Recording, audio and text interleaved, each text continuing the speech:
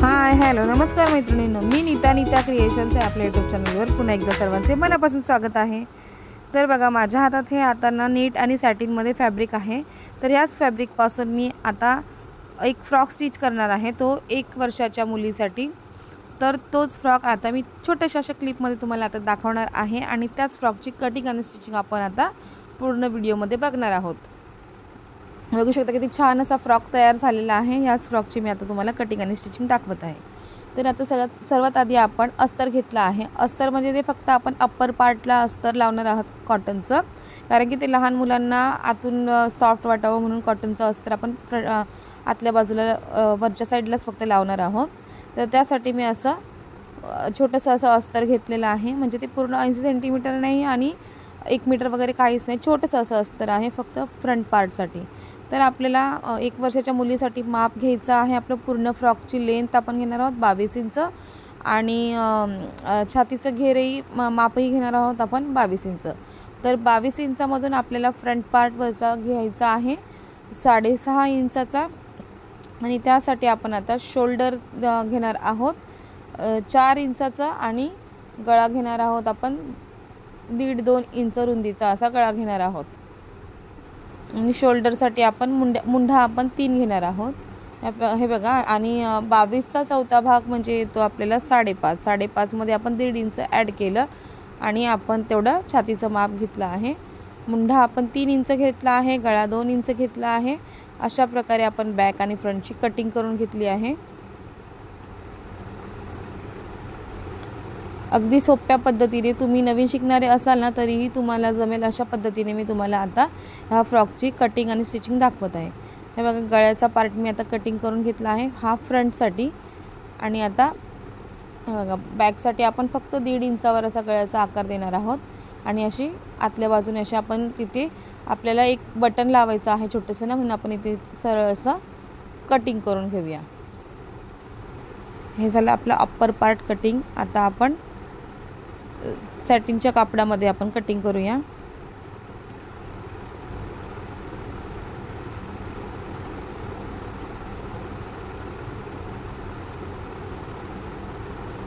हे असं 4 फोल्डमध्ये ठेवून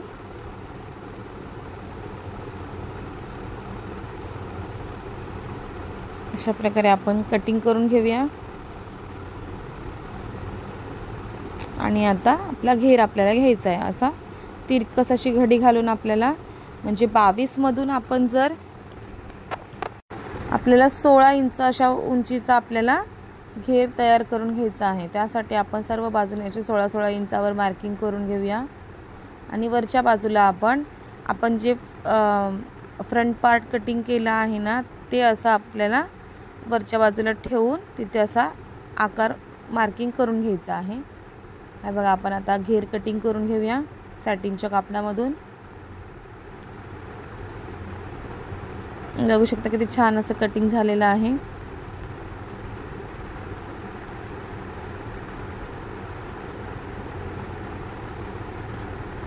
आता आपण नेटमधूनही त्याच प्रकारे कटिंग नेटला, हे बघा माझा मुलगा मदत करत होता। नेटचं कापड कटिंग करणं म्हणजे जेवढं दिसायला छान दिसतं ना तेवढंच ते अवघड असतं।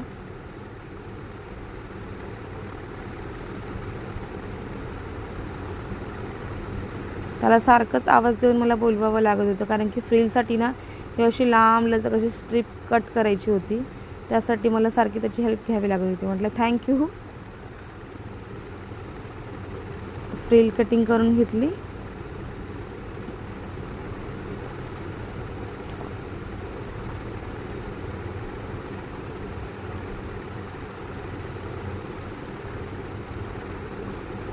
अशा प्रकारे आपण आता फ्रंट पार्टच्या याच्यासाठी पण आपण नेट कटिंग करून घेऊया। आता स्टिचिंगला सुरुवात करूया।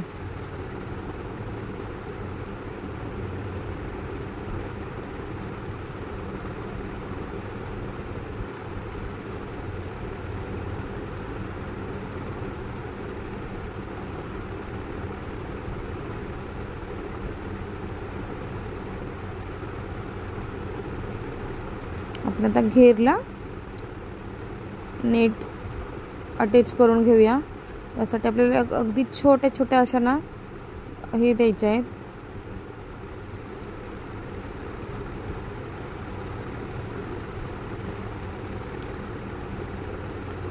प्लेट्सही नाही म्हणता येणार आपल्याला, छोट्या छोट्या अशा चुनट द्यायच्या आहेत बघा. छोट्या छोट्या अशा भरपूर अशा चुनट द्यायच्या आहेत, म्हणजे घेर हा जास्त दिसला पाहिजे त्यासाठी अगदी छोट्या छोट्या अशा चुनट्स द्यायच्या आहेत.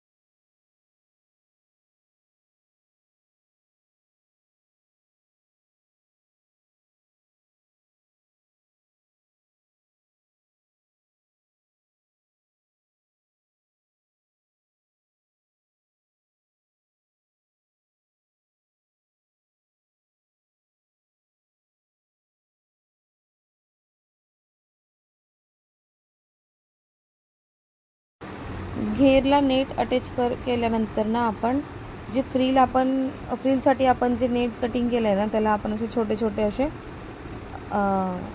चुनट करून घेऊया. असे बारीक बारीक असे प्लेट्स टाकायचे आहेत, खूपच बारीक. असे आपली 2 बोटं ना म्हणजे नेट सरकेल ना त्याचबरोबर आपल्याला आपल्याशी 2 बोटांनी दोन्ही साईडला असं ढकलत जायचं आहे फक्त. हे बघा अशा प्रकारे दिसत असेल तुम्हाला. अशा प्रकारे फक्त ढकलत जायचे आपल्या 2 बोटांनी आणि मशीन चालवत जायची. मग अशी छान अशी फ्रिल तयार होते.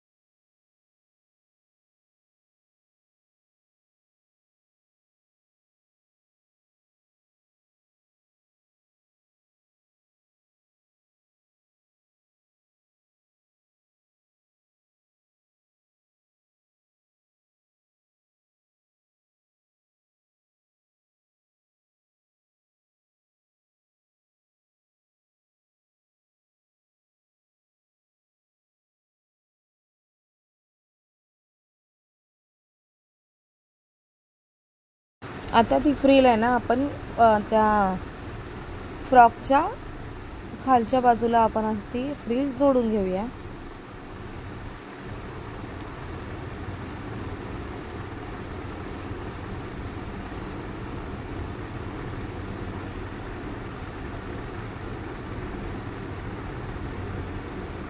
बघा अशा प्रकारे फ्रिल ही जोडून घ्यायची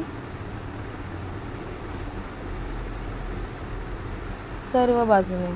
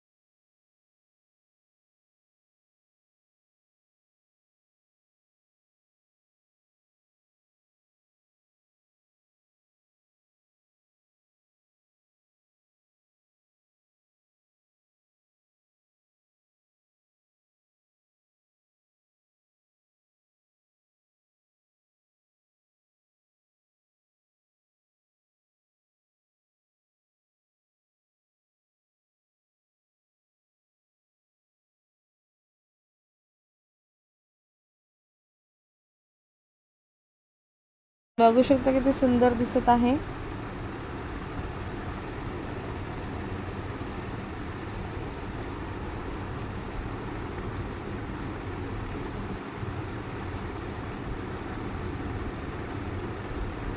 असा फ्रॉक आपण मोठ्यांसाठी स्टिच करू शकतो.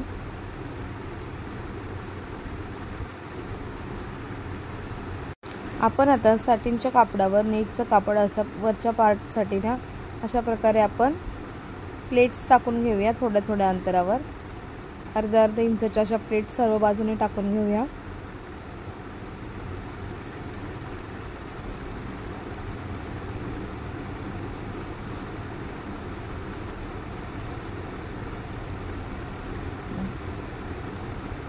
दोन्ही बाजूने अशा प्लेट्स टाकून घ्यायच्या.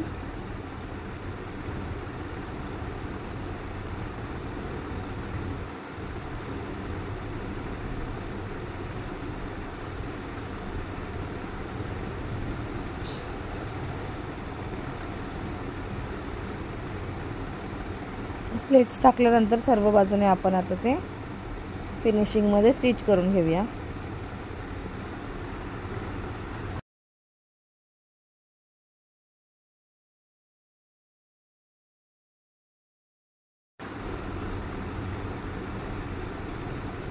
आता नेटच्या बाजूने आपल्याला अस्तर ठेवायचं आहे आणि गळ्याचा असा आकार व्यवस्थित शिवून घ्यायचा आहे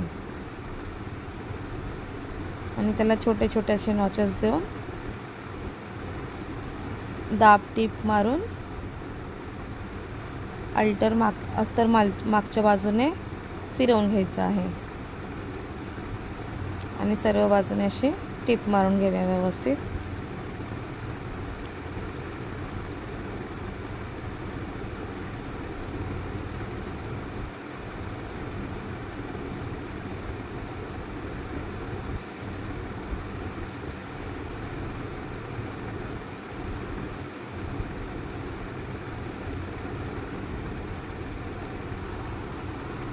हा झाला आपला front part ready.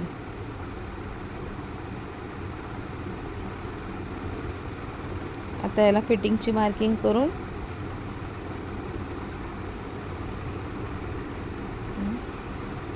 Back part साठी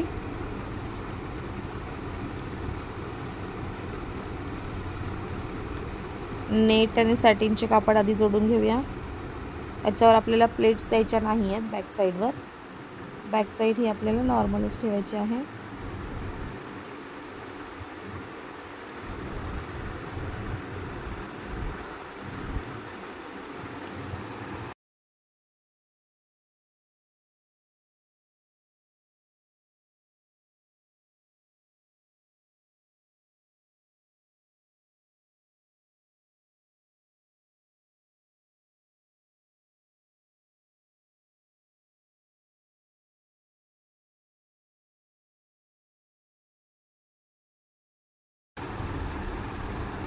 सर्व बाजूने कापड व्यवस्थित कटिंग झाल्यानंतर परत नेटच्या बाजूने आपल्याला अस्तरचं कापड ठेवून जसं आपण गळ्याचा आकार दिला आहे ना तसे आपण पूर्ण असं स्टिच करून घ्यायची आहे. आणि परत आपल्याला अस्तर हे मागच्या बाजूने दुमडून घ्यायचं आहे. छोट्या छोट्याशा नॉचेस देऊन मागच्या बाजूला आपल्याला अस्तर हे दुमडून घ्यायचं आहे आणि गळ्याला असे शिलाई मारून घ्यायची आहे वरच्या बाजूने पण. आपल्याला मागच्या साईडला ना छोटंसं असं प्रेस बटन अटॅच करायचं आहे आणि मग त्याच्याने कसं ना लहान मुलांना आपल्या वरच्या साईड डोक्यामधून आपल्याला जर फ्रॉक घालायचा असेल ना तर त्याच्यासाठी गळा थोडासा असा मोठा पाहिजे म्हणून मी तिथे बटन लावणार आहे छोटंसं. सर्व बाजूने अशी फिनिशिंगमध्ये झाल्यावर बघू शकता फ्रॉक किती छान तयार झाला आहे. तुम्हालाही जर असा फ्रॉक स्टिच करायचा असेल तर व्हिडिओ व्यवस्थित पूर्ण बघा आणि तशा प्रकारे तुम्ही स्टिच करा. जर तुम्हाला माझ्याकडून जर शिवून घ्यायचं असेल ना तर मला तसं कमेंट करून सांगा. मी तुम्हाला तसा फ्रॉक शिवून तुमच्या मुलीसाठी पाठवू शकेल. कोणत्याही वयासाठी असो. तर व्हिडिओ आवडला तर लाईक करा, चॅनलला सबस्क्राईब करा. चला तर bye bye. Thanks for watching. Video आवडला तर लाईक करा आणि चॅनलला सबस्क्राईब करा. चला तर बाय बाय.